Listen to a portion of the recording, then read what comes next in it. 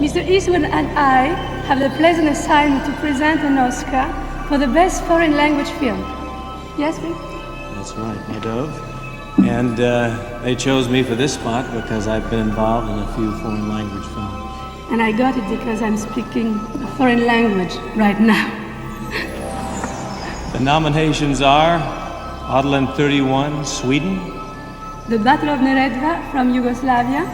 The Brothers Karamazov, Russia. My Night with Maud, France. And Z from Algeria. You do the honors. Thank you. The winner is Algeria for Z.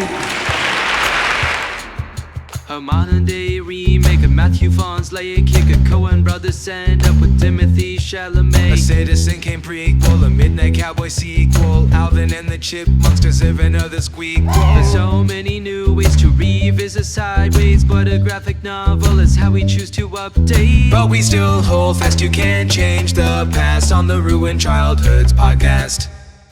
We are officially halfway through our third season, an exploration of film titles from A to Z, and then back Z down to A.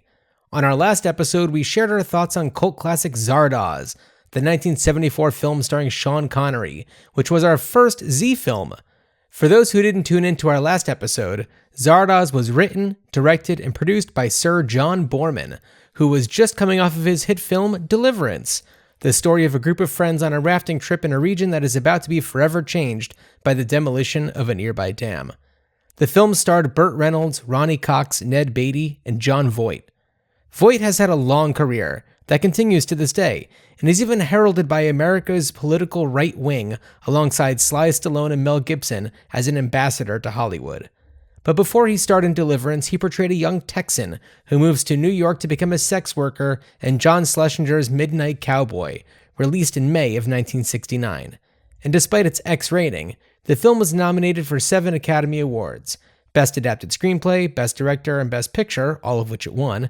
Dustin Hoffman and Jon Voight were both nominated for Best Actor, Sylvia Miles for Best Supporting Actress, and Hugh A. Robertson for Best Film Editing, who lost that evening to Francois Bonneau for editing this episode's film, which also took the prize for Best Foreign Language Film and was nominated for Best Adapted Screenplay, Best Director, and Best Picture.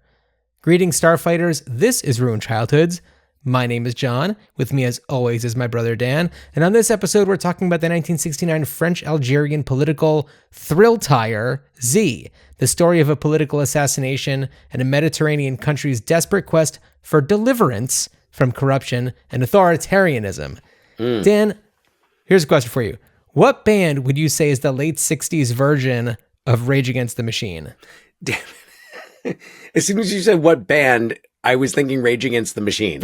So okay, all right. Which band is the late 60s version of Rage Against the Machine? I'm like, and it's funny because I'm like, was it Country Joe and the Fish who sang that song about like that war in Vietnam? Like I mean, tons of protest music. I'm like, I'm thinking, sure. I'm trying to think of the bands that like straight out said it and went for it, because that's what Rage Against the Machine does. And, right.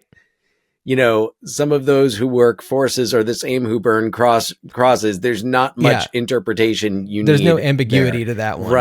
Right. So, but I also don't know that Country Joe and the Fish are the group that I'm really, so like that anger, that like late 1960s, because even, I mean, you know, the political climate seems globally was of that same spirit of revolution and calling out injustice. I would say, I mean, you know, my Rage Against the Machine of 1969, Crosby, Stills, Nash and Young. Okay. Yeah. I'm thinking of like Ohio and Southern Man. So I mean, like, well, yeah, Neil Young specifically. Southern Neil Man. Young being the, I guess, Zach De La Roche of the group. But I feel like and just thinking of the bands that performed and were popular and were singing thematically. I mean, hell, maybe like Bob Dylan.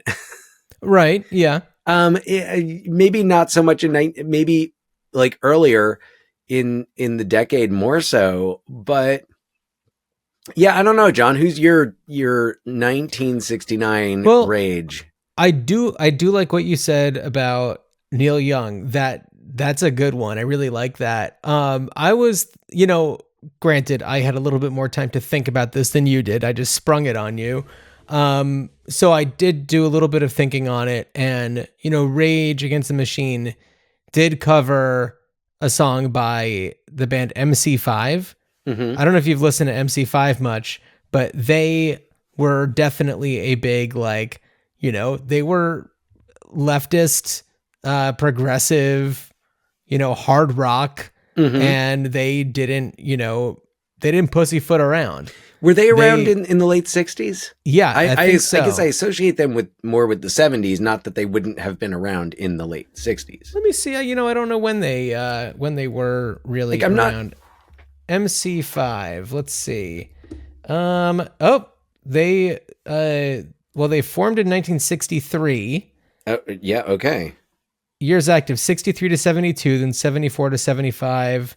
Yeah, and then they came back in a bunch of different iterations. All right, yeah. Wayne Kramer? Yeah, mm-hmm. So like, all right, I know of who Wayne. Oh yeah, and Tom Morello, that's the other name I was thinking of. Right. Or trying to think the guitar, yeah. Right. So and it looks like MC5 stood for Motor City 5, okay? Right. Detroit Boys. Right. And let's see, Kick Out the Jams, probably their best known song. And Kick Out the Jams is 1969. Yeah.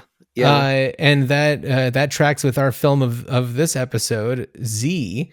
They are definitely they're trying to kick out some jams and that's the one that Rage covered. And when I was listening to it most recently, it reminded me that the President of the United States of America had done not a cover, but they kind of did a version of it that's like very much on their spin of things. Yeah. So it's a little less politically driven, or I guess a lot less politically driven, and contains lyrics that are more appropriate for Chris Ballou and the gang to be singing about, like something about a poodle in a pocket. So, the word supernova. So, okay. Yeah.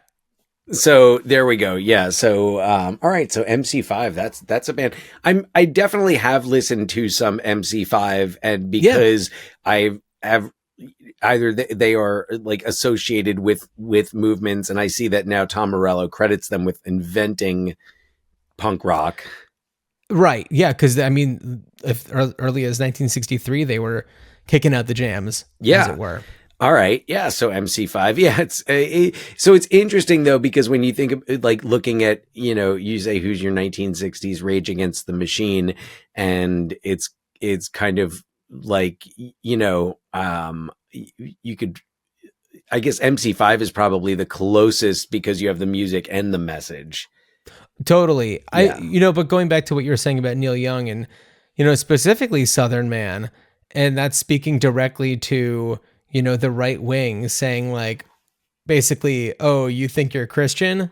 Like why? Like what you're doing is so against what you say you believe in, right? And it was so enraging to the right wing that even like Leonard Skinner had their kind of like response song to it, and so like that is It reminds me so much of things that you see more and more now that like then you didn't really see that kind of stuff.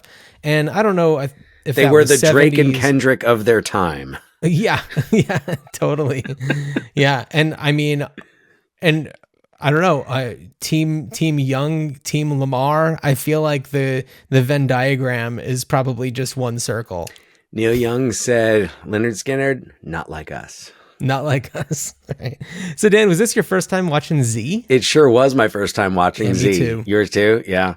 Had it been on your radar prior to this? No, it really wasn't. And I'm so glad that, we chose this movie because it straight up is the letter of the alphabet that we wanted to cover, and we already did Zardoz, which oh my God. Right. It double the Z's, not meaning sleep, by the way, neither of these.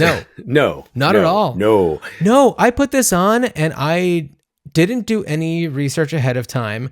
And when at the beginning it said like, any similarity to any person living or dead is fully intentional, I was like, yes. Ooh, I am in. Intentional, what do we have here? All caps. Yeah.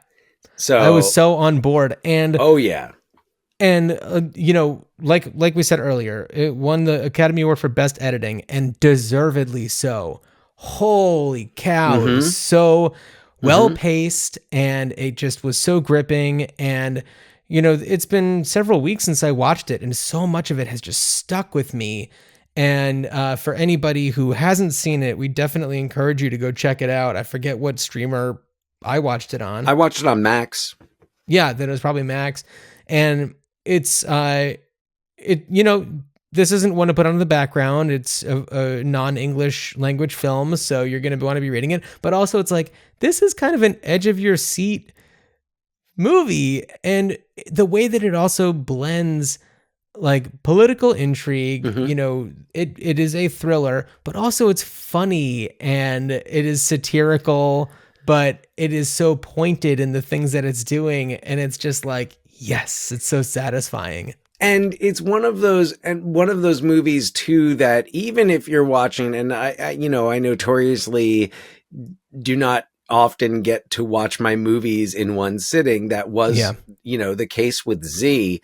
But every time I turned it back on, I always went back. And even while I would be watching it, I would have moments where I'd say, wait a second, I want to go back, and just kind of like, what did I miss? Because it does, it crosses genre and goes between, and jumps in its timeline in so many different ways that, even if you're sitting there and focused on it, like, to really understand what's not just what's going on, but like the intent of the filmmakers, it really does, it benefits from, not that I wouldn't love to see this in a theater, but totally, I think really benefits from being able to sit there and kind of go back and say, okay, all right, what just, especially if you don't speak the language. Right. Yeah. But also it's like the characters were all so clearly defined, and so distinct and memorable. Even the smaller characters, even if they didn't have very many lines, like there were these characteristics about them that, you would remember exactly who they were, even if, you don't speak the language or are able to pay attention fully. It's like the visual language of this movie is so strong and precise. Right. And it's awesome. And we'll come back to it, but one of the like kind of motifs of this film is when it gets into I would say its second act, is the and we'll get into the synopsis in a moment, but what the film does is replay events, but from different perspectives and according to different testimonies. Sure. So and like you pointed out, it does have the element of satire in it, but it is not necessarily, I feel like, at least maybe it was my preconceived notion, like, okay, this is a political thriller, but the satire this is not an Adam McKay satire. No. Like from Vice with Alfred Molina at the restaurant with the menu of all the the military weapons and all that.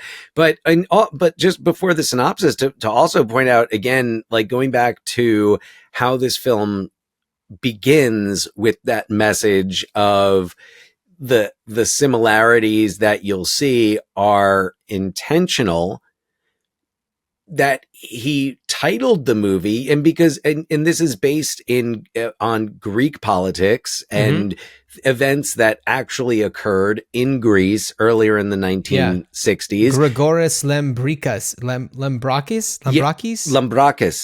Yes.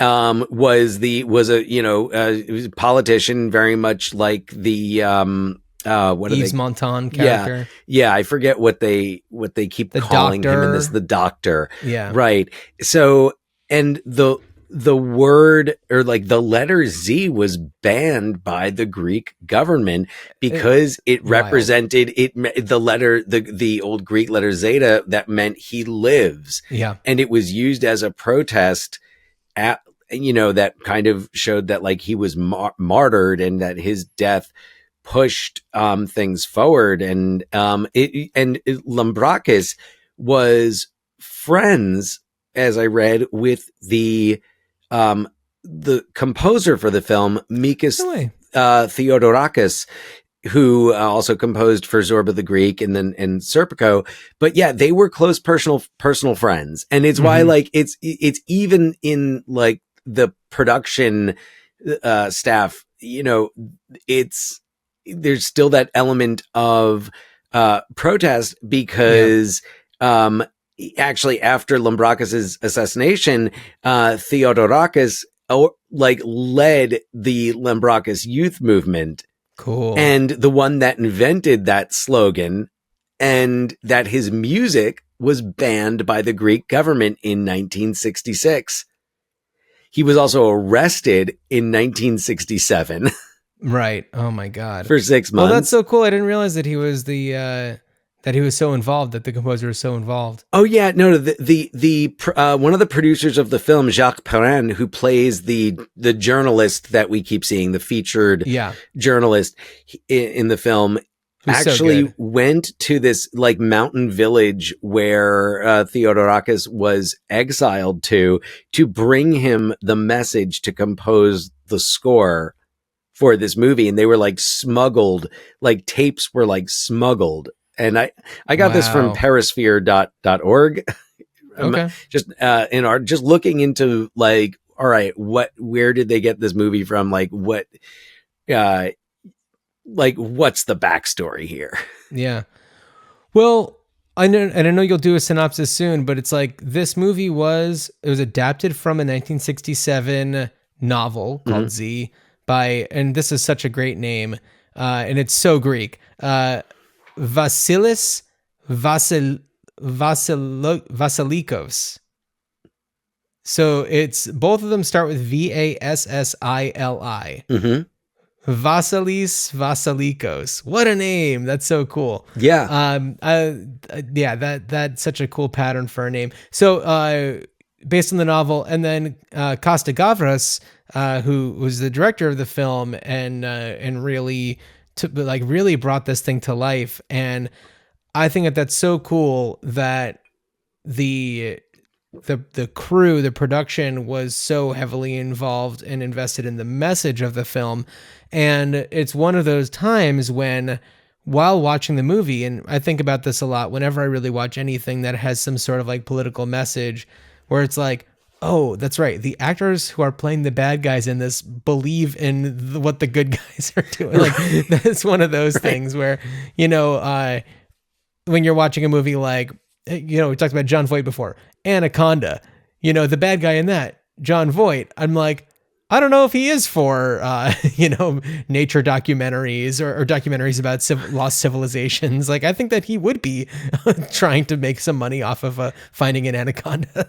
Yeah, no, I totally in character for Jon Voight, even like doing a broad accent, I would imagine.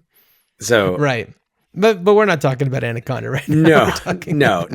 That was our first episode of the season.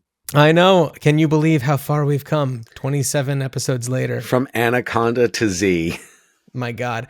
Dan, why don't you do a little synopsis so we can really get into this? All right, here we go. In a small European country, a bright new voice has electrified the progressive citizens who are currently under the rule of a police state. But on the evening of a rally in which he is set to speak, an assassination conspiracy is afoot, leading to the shocking death of the new liberal leader.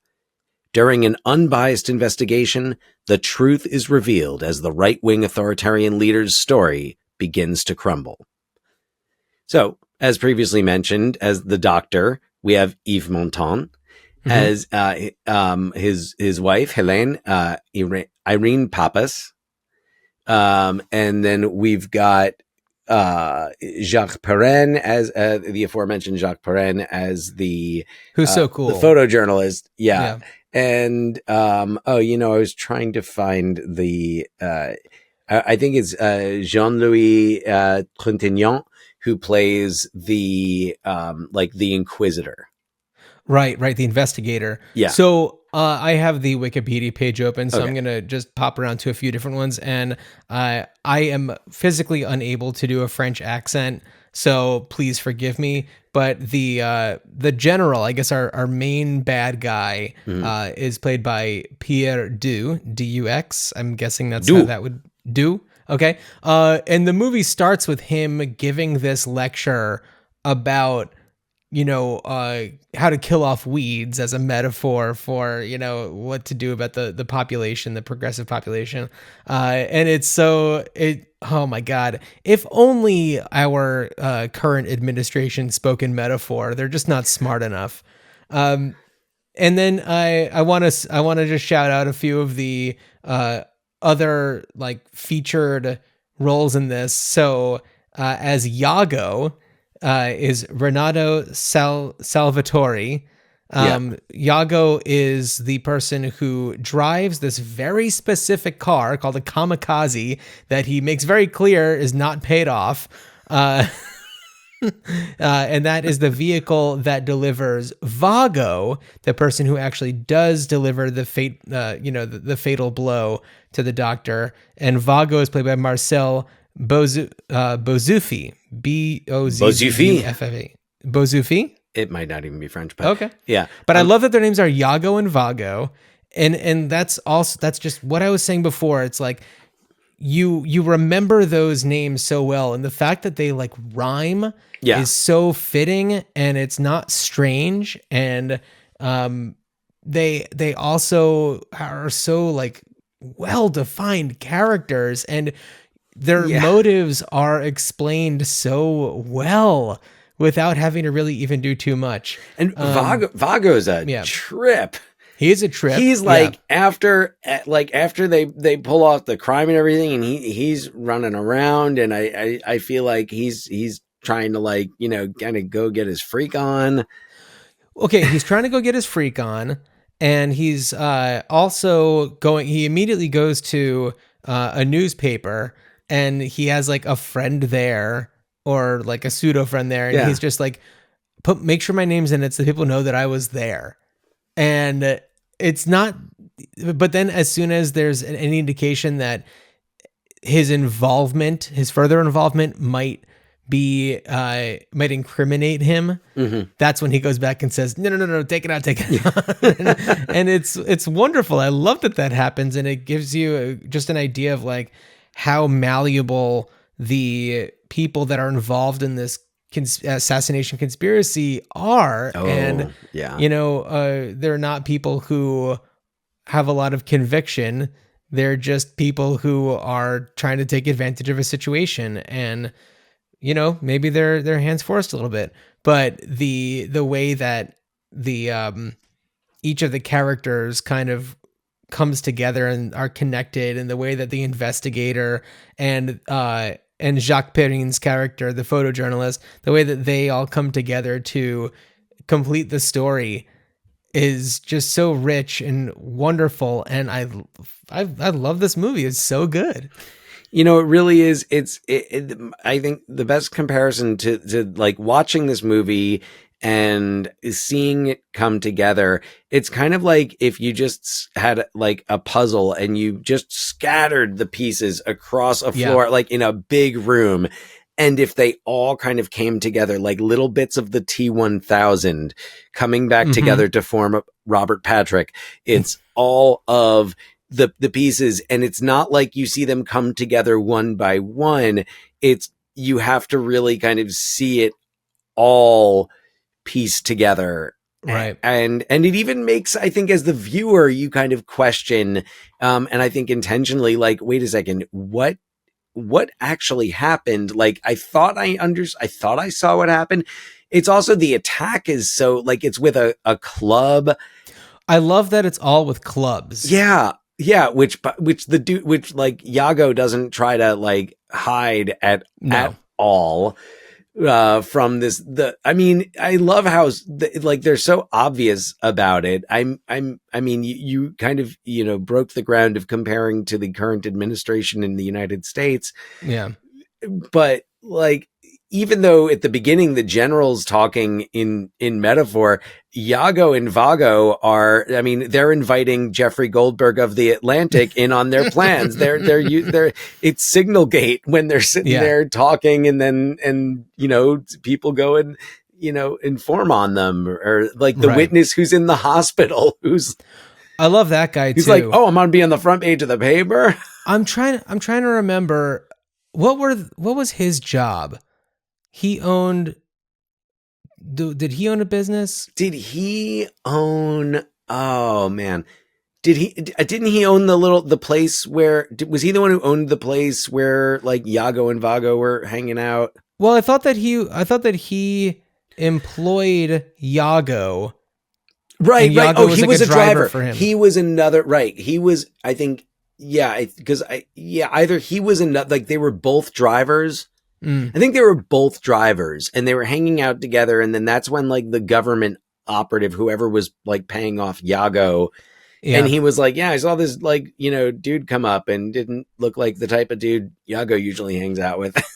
Well, and I love the sequence where we're kind of going through where the photojournalist is going through and like kind of surveilling all of the different people that are part of this Christian organization, Christian nationalists, basically, this organization, the Proud Boys, pretty much. Yeah. And he's kind of going in and kind of getting an eye on them to, verify their potential involvement, cross-referencing them with photos that were taken at the scene and everything. There's the one guy who's like a street vendor. I can't remember what figs. He sells figs. Uh-huh. That guy was great. I love that because he's talking more about like, how important it is that he's there for the fig deliveries and talking about the nature of being in the fig business. And I don't know, it's like all those details just come together in a really fun, fascinating way. But it's like, oh, that's right. This movie is a true story about a political assassination. And it's no shock that it was, looking back at it now, nominated for so many like American Academy Awards, because it resonates with anybody who's looking at, political corruption, and that's on the right side of things. Well, and it comes at the end of a decade wrought with political assassinations. Right. Absolutely. And especially of like bright, young, energetic leaders pushing to make progress. Well, and I don't know when this was filmed exactly, but was it 68 that when did Bobby Kennedy and Martin Luther King get assassinated? 68. That's what I thought. So I'm wondering, like, were they even alive still maybe when this was being, made, because the book was 67. Right. Well, I mean, and again, this is based on a political assassination in Greece. Right. So it's not like the United States is the only country. No, but for it to resonate with American audiences on such a big scale, like for there to be a non-English film in the 60s that was up for so many awards and won 2 of them. Well, I mean, best foreign language film. I mean, that's not a surprise, but best editing. And I want to see what else that was over. I know that I said Midnight Cowboy as one of them. For 1969. 1960. Oh, man. Like off the top, was that 2001? Or was 2000? 2001 was 1968, I think. Yeah, so let me see. Winners and nominees. So editing. So that was over Hello Dolly, Midnight Cowboy, The Secret of Santa Vittoria, and They Shoot Horses, Don't They? So They Shoot Horses, Don't They also was a big nominee that year. Midnight Cowboy, definitely. Yeah. But yeah, to win over those is astonishing, considering, and actually it's really great that we're talking about this now, because the Academy just introduced a new rule that in order to vote on the Academy Awards, you have to have watched every movie that was eligible. So that is, that hadn't been a rule. So the way that the system worked, especially in the late 60s or early 70s, was like, everybody who worked on They Shoot Horses, don't they? So, that's what's probably going to get the most votes, because it's usually a popularity contest. But now that there's this rule where you have to watch everything, more movies like Z have a bigger chance of getting those higher positions. So, right. And Z is a movie that, I mean, I would say, like, most, if not all movies, they say that, like, it's the editing room is where everything comes together for a movie, that, like, even if you're in the movie, you don't necessarily have an idea of what the final product is going to be like, because an editor will get things, and things will be put in different orders. Certain sequences might work better in different places of the film and serve the narrative better. So it's, and some films even more so than others, and I would say this film even more so, really relies, because its message is also about perspective and memory, and what the credibility of witnesses, and also it's about the importance of reliable journalism. I mean, that's way more present than, it's not very subtle, but for there to be such an impact on journalism in uncovering this controversy, and also for there to be checks and balances, and for there to be a non-biased investigator whose final word matters. That is something that these days it's so hard to believe that we've come so far, but to watch this, it's just like, oh man, even when things are so bad in this, we can call it Greece, but it's, in the movie, it's just unnamed country. But for something to actually be impacted by the investigation of one person and the findings of a journalist. Well, although then comes the epilogue. Oh yeah. Because man, they really and you get to the point, and okay, spoilers. So when the investigator has, kind of uncovered everything, and he brings in all the suspects and they tell their stories, and he's like, boom, indicted, boom. And you're just like, yeah. And then comes the epilogue, when you're like, okay, everyone who was indicted gets off really easy.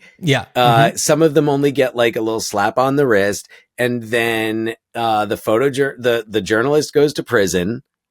And you know what that reminded me of? It reminded me of The Big Short. In the epilogue of The Big Short, where it's basically just like, this one guy got a slap on the wrist and all the other ones got bailed out. Right. And, and there are no consequences, and there's, there's a little shakeup in the government. All the other leaders of the opposition party are either, deported, or they're killed. They mysteriously fall out a window or whatever. Right. And then you have the military seizing power and banning. They have the whole list at the end of everything that's banned. Right. Yeah. The Amazing. satire really kind of comes through on that. Yeah. I want to go back to that scene that you mentioned where the investigator is getting the testimonies and, cross-examining the different, military leaders who are, kind of incriminated, and hearing them. And two things that I loved. I loved the way that the thing that really tipped off the investigator was how they would all use the same phrase, like, jumped out like a tiger or something. I forget what the words were exactly, but whenever that would happen, as an audience member, you'd be like, "Oh yes!" Oh my god, I can't believe you said that. Well, and then go ahead. And then when each one of them leaves the room, and they all first try to use this one door that's locked, and then he tells them, like, go through that door. There's no press there, but as it goes on, the press catches on to where everybody's coming out, and so by the time it gets to the last guy, there's all the press there. But they all first try that one door, and I was cracking up over that one. Right? Yeah. That was kind of that was that was one of those moments where I was like, wait a second, is this supposed to be funny? Yeah, well, I think that there were a lot of times during the movie that I thought it was appropriate to laugh. Like we were given the, I guess, permission to laugh at some of these things, and I think that for the filmmakers, it was kind of a way of being like, these people are ridiculous. Right. And so we should be laughing at their buffoonery. But and then of course, like, we do see it that, like, this is real. This is like, this is not fictional. This is not exaggeration. This is real. Yeah. And these people are absurd. The other one that comes to mind when you mention that in scenes like that is when the investigator is interrogating the general. And this is after the autopsy, after they discovered that the doctor is killed by a blow to the head.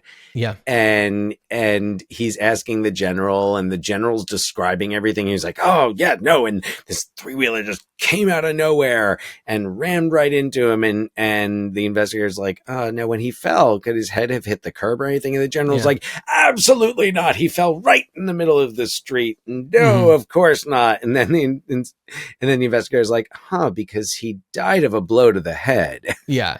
And like, what are you talking about? How do you know that? It was the classic, like, Doctor Strangelove vibe of that, like, you can't fight in here. This is the war room. Right. Oh my God. So good. Well, also there's the storyline, I guess, where there was, like, the evening of the assassination, there's another person who was, just part of the crew that was putting together the rally, who gets beaten almost to death, because they don't know what the guy looks like that they're supposed to kill. So they just see somebody and they think it's him, and they, put him in the back of a truck and start beating him with their, their clubs and stuff. And they catch on that it's not the guy. And so, yeah, all of those little moments where it's just like, oh, these people, they don't even know who they're going after. Like, that's so embarrassing.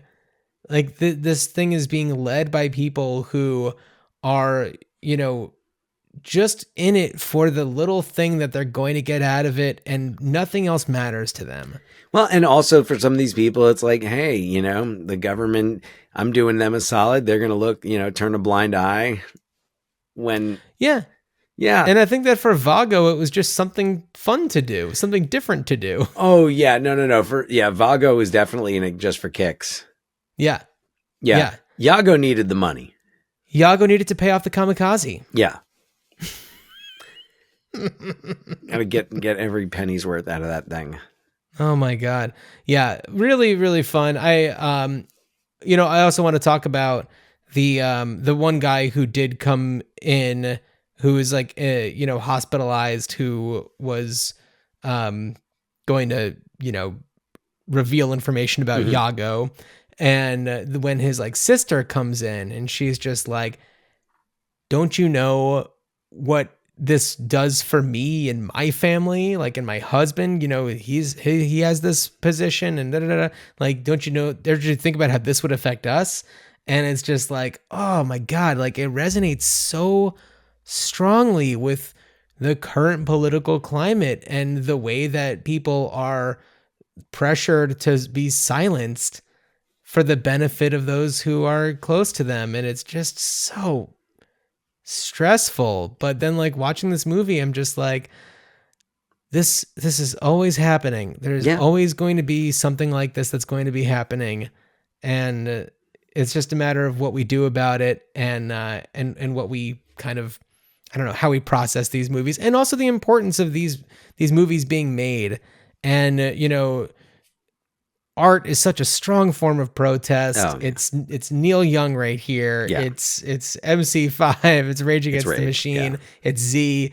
They're all out there, reminding people that if we're not vigilant, then those who are the oppressors are just going to be stronger and stronger. So right. I'm so grateful for movies like Z. Oh yeah. Yeah. No, and of course in this movie, it takes place after, I don't know, how long the regime has been in power, but it's, this is not the story of how the regime gains power. It's right. how they maintain it.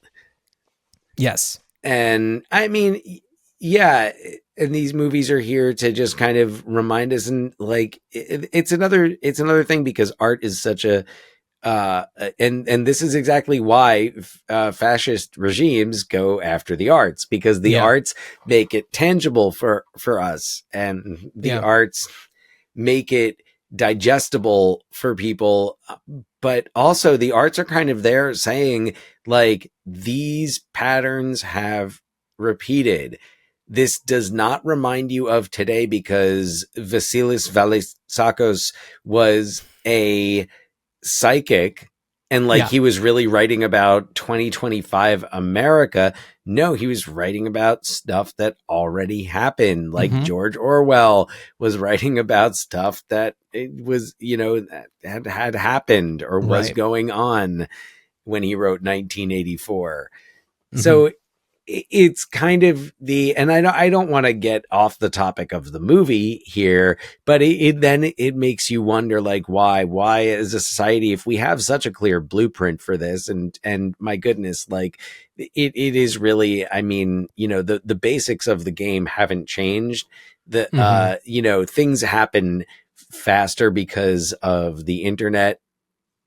Yeah. So, but it's the same thing, attacks on the press, attacks on, literature, book banning, the banning of things, just generally banning things that enrich society and help, to people learn more. Right. So it's never a surprise, and it shouldn't be a surprise. And it just makes me always wonder, like, why is it that is so many, that enough people who are most likely intelligent enough to recognize the signs do not heed the warning? And why, what is it? I mean, although I think about just like, something I've been thinking about is just how much a democracy relies on due process, and how much a democracy relies on checks and balances and planning everything through and making sure everything's agreeable to everybody. And that takes time. And we live in the on-demand generation. We are in the times of on demand, of click it, get it. Order something. I can order something in the morning and have it by the afternoon and not have to leave my house. Right. I can watch almost anything I want to watch by clicking a button and possibly spending some money. Well, and, thinking about the patience that our modern society doesn't have, that it used to rely on. It's also the reason why we are in a situation right now, not to get too far off of Z, but a situation right now where instead of electing the person for president who says, okay, here's a plan to make the economy come back, and it's going to take time, versus I'm going to institute these tariffs and the other country's going to pay for them, and it's going to fix the economy. And that is like the express way to make it happen. I mean, Yeah. But that's don't listen to the people who say that that's not what's going to happen, because they're wrong and they're liars. they're overreacting. They're Yeah. hysterics. But no, it's the classic fascist playbook. You are a frustrated society, living with a poor economy. You're used to, like, you remember a time when you were in a great nation and there was pride, and now look at us, and like, really, this is going to take forever? Don't you want this done sooner? And that's what I think, just historically people have gone to. I mean, like, Germany's economy in the 20s and everyone's economy in the early 30s was terrible because of the, stock market crash. But Germany's economy was failing, even before that. And, it's always when people are poor and suffering and you tell them, like, put me in charge, I got this, things will turn around, you won't have to wait too long. Yeah. It can be very appealing to people. And a lot of people, as we've seen repeatedly throughout history, will turn a blind eye. And, that's what, if we had, I wasn't going to propose a prequel, but okay. Well, okay. Before you do that, yes, for those who are listening to this podcast for the first time, first of all, hey, thank you so much for tuning in. What we like to do after we discuss the film a little bit is to imagine what ways that we would bring it back today or revisit the film in some sort of fashion. So, Dan, do you have a prequel in mind for this? Well, I guess no. Yes and no. So, one of my ideas would be an adaptation into a series, and one that I suppose could explore how this regime comes to power, and then, kind of tells. I hadn't thought about that. My thought was just taking this story of this movie and elaborating on certain details, giving you more backstory. The organizer of the liberals who's having the affair with the doctor's wife. Yeah. Like, what's going on there? The reporter, like, what's his motivation? Things that in a feature film you're not going to be able to get into. I think that there's enough space in this to break it down. And I don't know that I would necessarily advocate for, like, okay, let's spend a season showing how it gets this way. Yeah. But it would be, just to see that, that build, and that, when you have a series, flashbacks and all that. But that was one of my takes, and not even to remake it as set in this, Mediterranean country, set it in the near future. Maybe if you're going to do something set in America, maybe frame it as like a state government versus like doing the federal government. Or, it's like, I think about, like, well, you could set it in another time, or you could even do, like, science fiction. But look, science fiction, even the friggin' Star Wars prequels, like, tell the story of the fascist government coming to power. Right. Yeah. So it's not like, and that's like kind of like what science fiction has been traditionally for. Right. The list goes on and on. But I don't think this is the time for subtlety. No. This is no. This is not the time for Scott McKenzie. If you're going to San Francisco, put some flowers in your hair. This is the time for, like, war. What is it good for? Absolutely nothing. Yeah. So, like, why wouldn't we just do something set in the very near future? Okay. And just show, like, okay, yeah, this is what it's going to be. Like, like David Hogg is well, yeah, the leader. I mean, or whatever. I would say that the film Civil War does a really interesting thing where it does show this kind of alternate version of like where things could potentially go.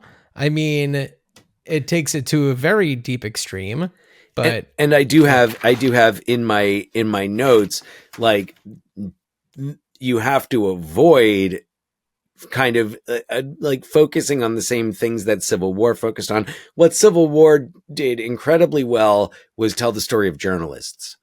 Absolutely right. And yeah, there is some Z DNA in it. Absolutely. Yeah. Absolutely. But it doesn't go into the politics. You get vague ideas, yes. But it's not like, and I like that about it. That's not what's important. Right. I loved that it was a movie about the importance of journalists. Yeah, and absolutely. And journalism. So it's like, so no, I would not choose, had Alex Garland not made Civil War, he might have been my, like, a choice for this, but yeah, well, we've praised Alex Garland plenty in of the course, past. Deservedly so. But, I was just thinking about like people who could, do this and take it on. And I also thought about another film that the editing really, really drives it. And this was a movie that I watched. I actually did watch it in one sitting at home, and it really had me on the edge of my seat. And it was September 5th. Oh September yeah, I 5th. haven't seen that one yet. The one about the media, the news coverage, ABC Sports news coverage of the Munich Olympics, the Black September hostage situation at the Munich Olympics, which was not a movie I was particularly like. I was like, yeah, I saw Munich. I thought Munich was great. I really like Munich. I don't know that I want to see like, just another movie about that, but it really isn't.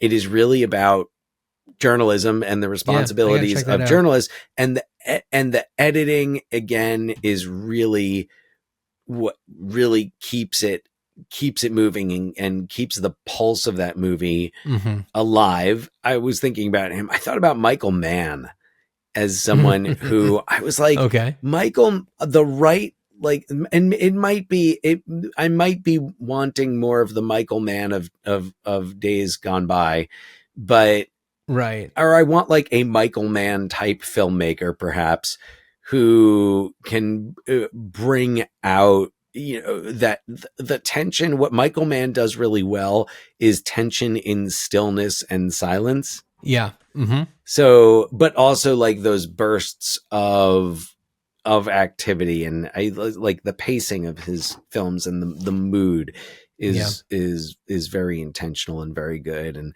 I think there are a lot of other artists who, with something, that they want to say. I think above all, you got to give this to somebody who's not going to pussyfoot around. Yeah. And you like a costa-garvas who's going to put it right out at the beginning. Like, first of all, the title of this movie is The Letter You Banned. Secondly, I am going to start right off and say, like, this is based on reality. Yeah. This is inspired by real people. And also at the end shows you this is who this person is in real life. This character is this person. Yes. Yeah. Yeah. Yeah. I love that. So I think like that's what we need. That's cool. Whether it's a series, I feel like, and the thing with making it a film versus a series is, I think you might be able to be bolder with a film. Mm-hmm. Yeah. I mean, I feel like in terms of like, especially financing and distribution, in many ways, I think filmmakers could probably do more than someone who's making a series for, Netflix or. Well, I think these days it could go, a series could go a little cheaper, but then there's, what does it cost to do each episode of like The White Lotus or something? It's something astronomical. But some shows do get those big budgets, but most. But it's not just the budget. It's also like the the kind of like that big business, the corporate oversight. Yeah. Well, I mean, that's your Succession right there. Well, yeah. No, I guess. Yeah. Well, No, I fully support that, and I like it because also I feel like you are more prone to promote or suggest a series rather than a film. So it's not like this is your typical standard way of approaching it. No, yeah. So, what are your thoughts? I would just want like a really solid documentary to be done about the situation in Greece. The real everything as it was laid out. I thought that would be kind of cool.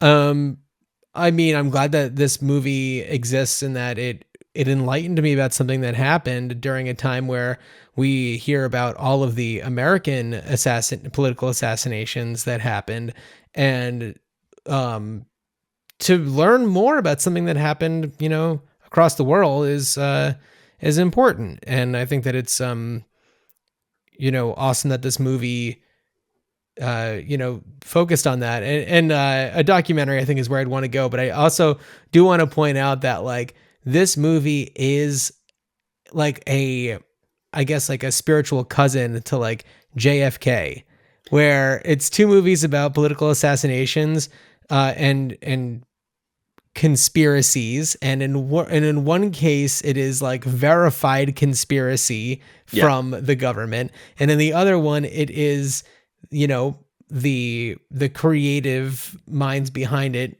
and their conspiracy that makes sense, and also, but it's like it's all based on things that people were talking about and still are talking about. I really want to see the mashup with Jim Garrison interrogating Iago. Oh my God. Yeah. So, well, if his head didn't hit the curb, how could he have died from a blow to the head? Yeah. Anyway, yeah, absolutely. I think that, I think these two movies are they're spiritual cousins. And, I love JFK as a movie. JFK, it's a blast. Yeah. I wish I hadn't said that. Oh, wow, John. You said accident. You said that, and then you laughed, and your head went back into the left. Into the left? Back into the left. Back into... Oh, my I'm God. so sorry. I'm so sorry. I right. really didn't mean to do that. Okay. So, no, I did want to come back, though, to what you were saying about the idea of the documentary, and that's that the reel of, oh man, I totally lost it. I had it because I was like, oh yeah, because a documentary could show that. Oh yeah, no, the thing about Z, sorry, you said something about like, Z as a feature, and that you're glad it happened, not to mention it was created by people who experienced that regime in Greece firsthand. Like, as we said, the composer Mikis Theodorakis and costa-garvas, and I'm sure many others who were involved, but like, Greek people who lived under a government that they were, deeply opposed to. Right. And then telling this story. So I love the idea of the documentary to actually, give the truth, and hopefully, and you could still have people around. Some of these people are still living that you could talk to, and it would be best to make that documentary while you still have them. Totally. Yeah. So, well, yeah, Dan, man, I'm so glad we chose this one. It was unexpected for me. I'm so glad that we had this opportunity to check it out.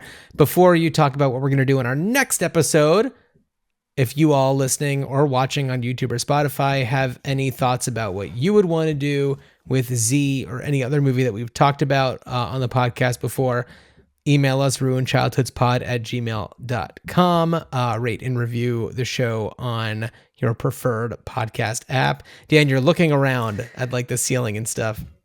Cause it sounds like there's someone like just like hopping on a pogo stick directly above where I'm sitting. Weird. That is not the case, but like, why does it sound like someone is trying to is a hole going to open up through the ceiling for like in a moment? And Well, just in case that is about to happen, The fascist government from Brazil is going to disappear me.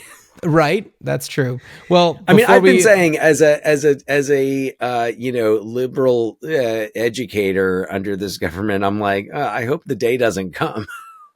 Yeah, no kidding. All right. Well, anyway, why not? Because, all right, as we're coming back to why, we're traveling from the Mediterranean further east to Japan, to 1961's Yojimbo, directed by the master Akira Kurosawa and starring Mifune Toshiro. I'm psyched. Yeah, I'm psyched.